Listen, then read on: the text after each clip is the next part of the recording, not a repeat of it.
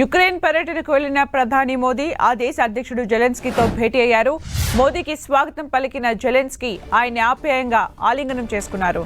Ukraine Russia మధ్య యుద్ధం కొనసాగుతున్న నేపథ్యంలో భారత్ ఏ పక్షం వహించదని, కేవలం శాంతికి మాత్రమే వారధిగా పనిచేస్తుందనే సందేశం ఇచ్చేందుకు ప్రధాని పర్యటన చేపట్టారు.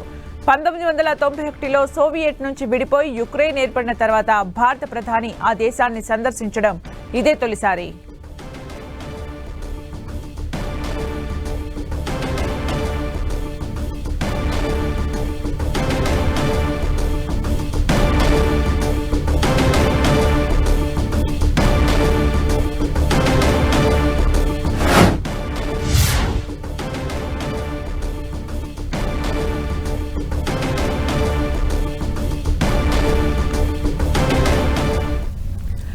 యుక్రెయిన్ పర్యటనకు వెళ్లిన ప్రధాని మోదీ ఆ దేశ అధ్యక్షుడు జెలెన్స్కీతో భేటీ అయ్యారు.